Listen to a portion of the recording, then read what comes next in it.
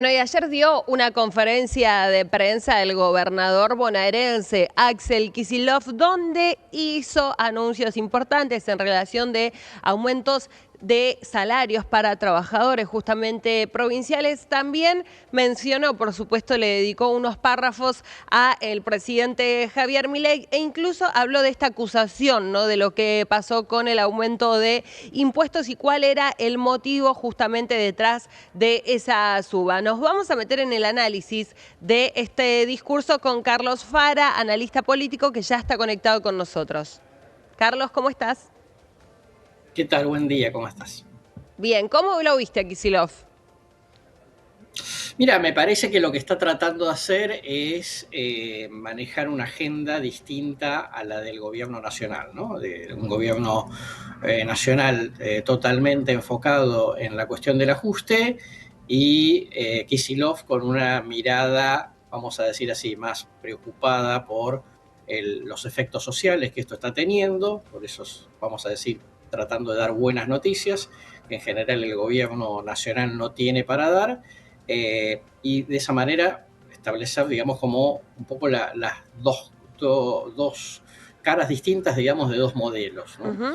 En ese sentido, me parece que, más allá de las dificultades obvias que tiene la provincia y que seguramente va a ser una tónica de los próximos tiempos, parece que, insisto, ha tratado de marcar una agenda política distinta de cara a la opinión pública, sobre todo, digamos, provincia de Buenos Aires.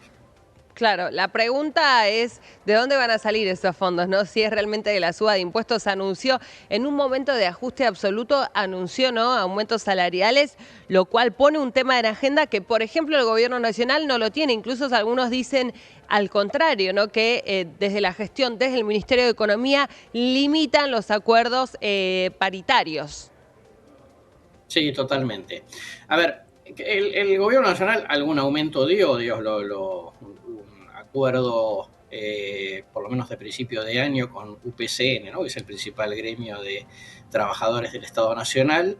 Me parece que lo que hizo el gobierno nacional, digamos, es no querer darle demasiada repercusión a esa cuestión. Me parece que Kicillof lo que ha hecho es un poco como invertir los términos, ¿no? Digamos, más allá de el incremento de impuestos en los distintos niveles, bueno, que generó todo este tema de la polémica sobre la rebelión fiscal de Spert, lo cierto, digamos, insisto, tratando de poner el foco en las buenas noticias, digamos, comparado con el ajuste nacional.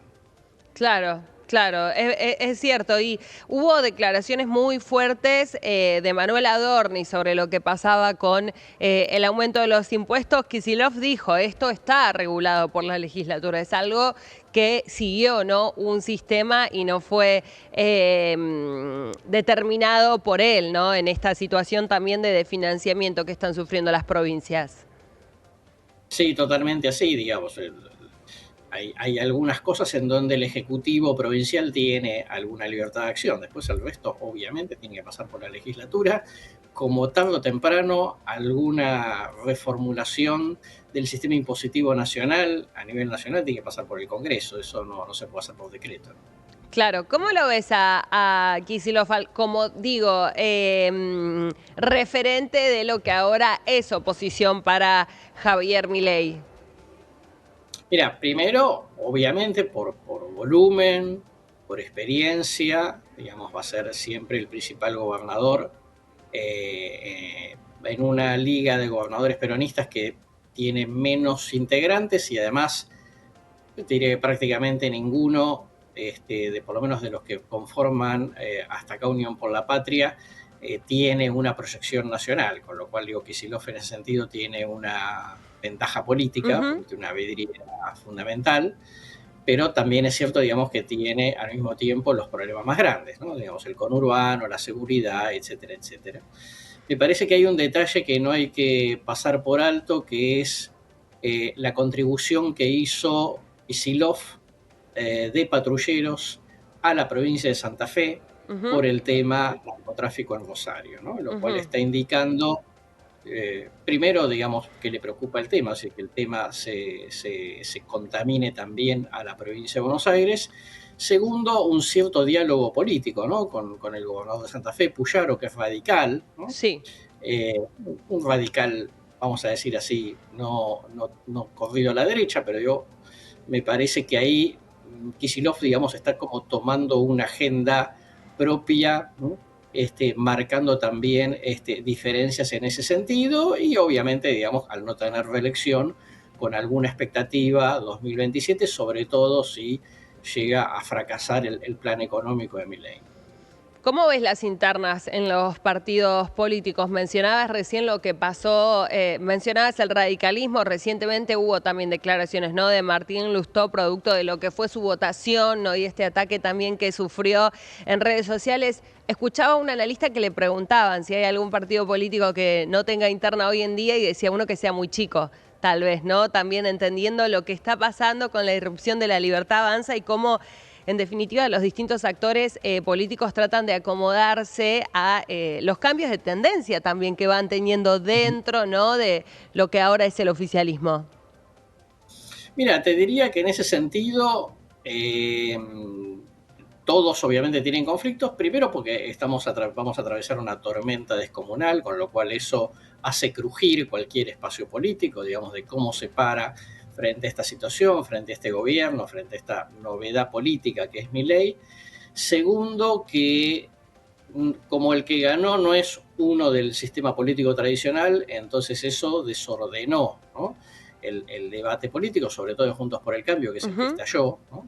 Unión por la Patria está bastante intacto dentro de todo, digo, más allá de estas, hay algunas pujas, ¿no? Digo, el hecho de que Alberto haya tenido que dejar la presidencia del PJ, el cuestionamiento a Máximo como presidente del PJ provincial, pero en general te diría que todavía es un bloque bastante consolidado y bastante homogéneo, y obviamente con la figura de Cristina encima de todo, indiscutiblemente, ¿no?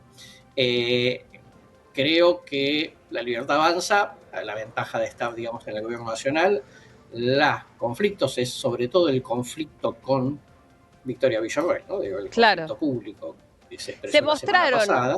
Se mostraron en este acto público, ¿no?, que ciertamente no era protagonizado por un mandatario desde hace bastante tiempo, Carlos, y algunos decían que un intento forzado, ¿no?, por mostrar una unidad, porque las cámaras los vean dialogando, ¿no?, los vean charlando. Es interesante para observar eso. Totalmente así, y sobre todo porque, bueno, la semana pasada hubo un comunicado que daba lugar, digamos, a interpretar de que estaba dirigido a la situación que se había producido en el Senado. Después el gobierno salió a aclarar que no era contra ella, sino que en realidad era contra el resto de la clase política. Bueno, en fin, y estas cosas que cuando uno, como decimos habitualmente, no aclara es que oscurece, digamos, ¿no? Entonces me parece que en ese punto trataron de, digamos, lavar la ropa sucia en casa. Bueno, todo el mundo sabe que hay un conflicto latente y que se va a expresar todo el tiempo, sin duda. Carlos, hoy se cumplen 100 días de gobierno para Javier Milei. Algunos dicen que es esa etapa de luna de miel para los mandatarios, ¿no? Y que a partir de ahora, si el electorado no tiene los resultados que esperaba, allí sí se puede empezar a aumentar la mala imagen que tenga un presidente, ¿no? Como que habría 100 días de changüí que estarían terminándose. ¿Cuáles son los desafíos que tiene Javier Milei para lo que viene, ¿no?, en relación también a esta fecha tan importante? Mira, yo te diría que el gobierno lo que tiene que mostrar es rumbo y tendencia, ¿no? Digo que los resultados nunca, digamos, llegan pronto, más en una situación de crisis económica grave. Esto la enorme mayoría de la opinión pública lo sabía el año pasado, digamos, lo tenía claro que a nadie se le podía pedir resultados inmediatos, ganara quien ganara. En ese punto me parece que este gobierno, cualquier gobierno en esta situación, lo que tiene que mostrar es que el rumbo tiene sentido, ¿no?, que los resultados no son inmediatos, pero que el esfuerzo vale la pena y que hay una tendencia, ¿no? Digo, por eso el gobierno se alegró tanto con el índice de inflación de febrero y está preocupado por el índice de inflación de marzo, porque por ahí, digamos, es igual, y entonces ya no le permitiría ir hablando de una tendencia, en fin, algo van vamos a decir, van a hacer alguna interpretación positiva, pero de todas maneras los números son así. El tema es que por ahora nosotros tenemos una crisis por inflación, ¿no? Digo, hay mucha inflación, la gente no le alcanza el dinero, eso está produciendo una recesión. El tema es hasta qué punto la recesión no convierte esta crisis por inflación en una crisis por desocupación. Esto es, directamente la gente no tiene empleo y no tiene ingresos, no es que tiene menos ingresos, que es lo que está sucediendo ahora. Y me parece que ese es un punto fundamental, porque en donde vos directamente no tenés empleo, digamos, ya directamente no tenés expectativa, y eso me parece que es, diría que el desafío, en el fondo es el desafío más grande. Carlos, gracias, como siempre, por traernos tu análisis. No, por favor, un placer. Ya volvemos.